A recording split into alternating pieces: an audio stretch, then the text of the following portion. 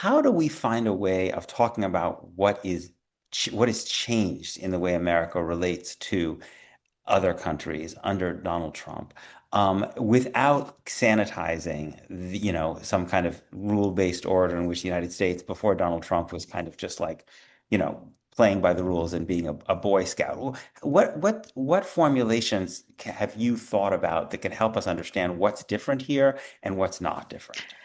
Yeah, so thanks for inviting this particular reflection, which I think is important to me because I think this understanding the relationship between continuity and rupture, I think, is very important in this moment for Americans as they think about the role this country plays and has played since the end of the Second World War and how that may be changing. I'll just mention that I wrote a piece with Aziz Rana, my great friend and co-author, frequent co-author in the Boston Review that tried to look at what are the origins of the Trump doctrine and what distinguishes it. But I really liked the title you chose, Peter, for this conversation, the imperial geopolitical order. So I thought like maybe we could begin by just unpacking what that means. And in my mind, it means that there is a US-led global system that is structured around the maintenance of American primacy through military dominance, economic leverage, and political coercion. And today, those features override formal commitments to other countries' sovereignty or practices of multilateralism, rules of international law. So it's a global hierarchy anchored by US dominance, in which all the other elements of the system, sovereignty, law, and institutions, all of those operate within limits set by American strategic interests and sustained by coercive capacity.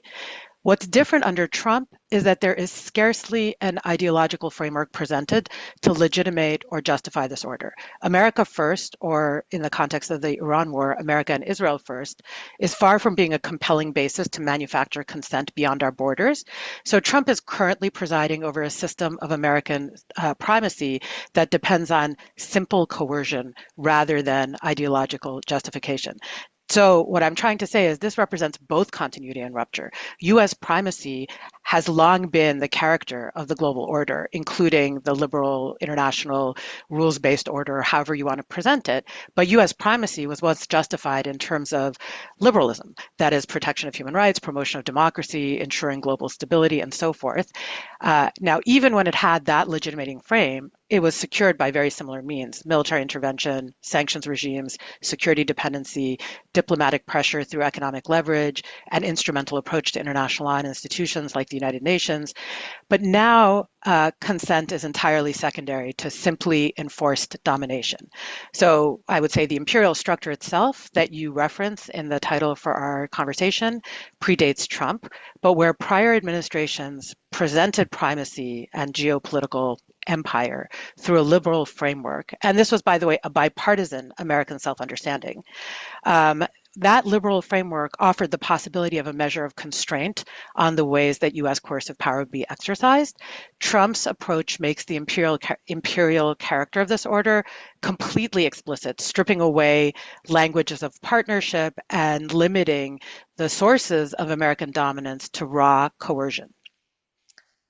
So, is the difference only that the United States used to dress up its imperial order in some universalistic language and now it doesn't make the effort? Or do you think there's actually actions that the US is taking that it wasn't because that language was constraining how brutal America was willing to be in its own interests?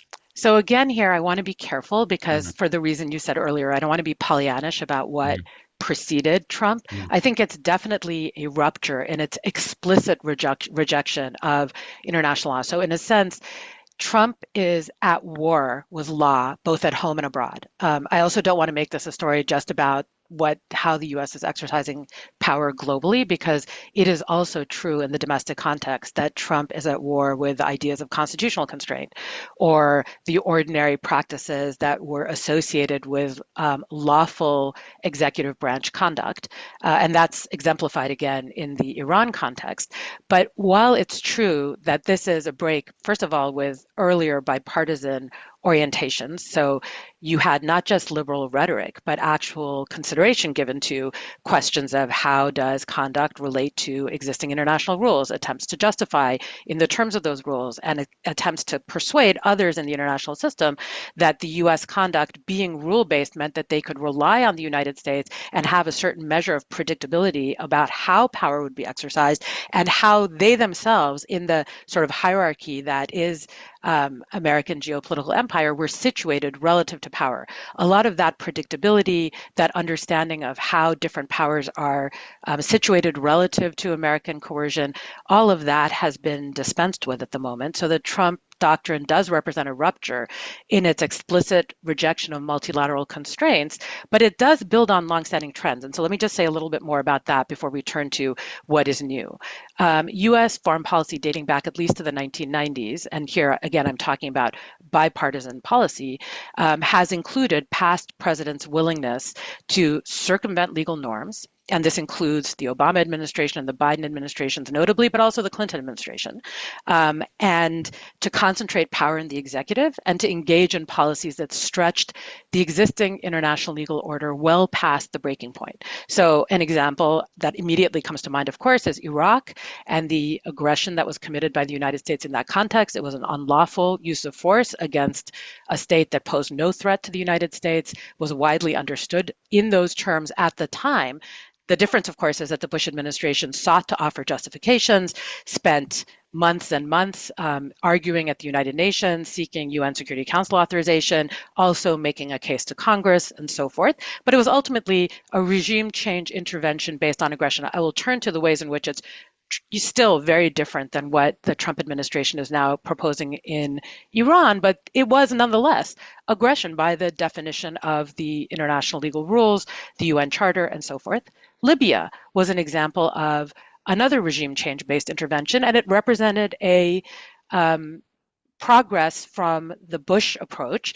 First, it also entailed turning to the United Nations, and in this case, successfully securing Security Council authorization, but not for what ultimately was undertaken in Libya. And Libya, I think, is a relevant precedent for what's happening in Iran right now because it was a regime change intervention conducted by aerial bombardment, not actually what many members of the Security Council thought they were authorizing, and presented in the language of humanitarianism, describing itself, legitimating itself as a liberation for the Libyan people and so on. But it removed the boots on the ground element that had been present with respect to Iraq and smashed up a country, overthrew its regime, and took no responsibility whatsoever for the day after, which I believe is also the playbook that is now likely to be executed in Iran. And that's, of course, an Obama era intervention. And then similarly, Trump lawless conduct in the Caribbean is preceded by arguments around targeted killings, in which a continuous narrative was presented by both Republican and Democratic administrations of the United States that they can redescribe basically any number of sites across the global South as part of a global battlefield in an indefinite war on terror with no distinct declared armed conflict, but apply the rules of international humanitarian law, that is the laws of war, to territories at which we were not at war in order to justify the assassination or targeted killing of individuals, which is essentially just the presentation of a legitimating framework for extrajudicial killing. Those are the precedents that pave way for the Trump strikes in the Caribbean, even though, of course, what Trump has dispensed with altogether is any legal rationale or presentation of a legitimating frame. And that does matter. We can come back to why that matters. The fact that the Trump administration is dispensing even with the niceties of presenting some kind of a legitimating frame. But ultimately, what we are seeing is sort of the building blocks that have been prepared by earlier administrations, Republican and Democratic, including arguments grounded in international law and arguments presented to international institutions for why the United States should be able to electively overthrow the regimes of other countries, including through acts of aggression, and commit extrajudicial killing beyond its borders at its own sole discretion. So in a way, Iran represents something like shock and awe redux, And that's the part that I think we have to understand to be continuity. But of course, there's a huge break. There's first of all, a break with American self-understanding, which believed that all of this was being presented. And I think most administrations had truly convinced themselves that America exercising this kind of global police power was ultimately in the interest of the international community as a whole, that it was built upon multilateral consensus of a variety of kinds, that there was promotion of democracy and human rights, and so on. Trump's 2025 national security strategy is the first clear statement of official doctrine by the United States that is a complete break with that self-understanding and expression of a blunt transactional vision for what the United States plans to do as it oversees geopolitical empire. And I think what this means, for what it's worth, is an acceleration of American decline. Actually, I think that's what we're seeing happening at the moment. And the reason for that is that it is far more costly to oversee a geopolitical empire through sheer coercion. When you abandon any thought of manufacturing consent, where there's no attempt to persuade, where there's no institutionalization of American interest and presentation of a narrative that American primacy serves the ends of at least some of our allies, then what you engender, of course, is first of all, a clear set of incentives for every state in the international system to revisit its own portfolio of relationships and alliances to diversify. And you basically are undermining or unraveling a multilateral order that primarily redounded to the benefit of the United States, while at the same time radically destabilizing the orders in which you are exerting that coercion. And so at this point, we have, as others have said, no more Powell doctrine, no more idea that if you break it, you own it. Instead, we have a foreign policy of systematically serving as a wrecking ball. But again, there is variation. So our wrecking ball operates very differently in our own hemisphere than it does in other regions, and notably in the Middle East. There's no Delcy Rodriguez plan for Iran, in part because you needed a Delcy Rodriguez plan in Venezuela to avoid having millions of new refugees and flows of migration in our hemisphere. And Trump had made a series of promises to his own base that that was not going to be something that he was going to engender. By contrast, when you smash up a country that was in any case incapable of presenting a meaningful threat to the United States or to Israel in the Middle East and leave 90 million people without a clear path forward, you are creating a significant destabilizing event, but in a region far from your own shores.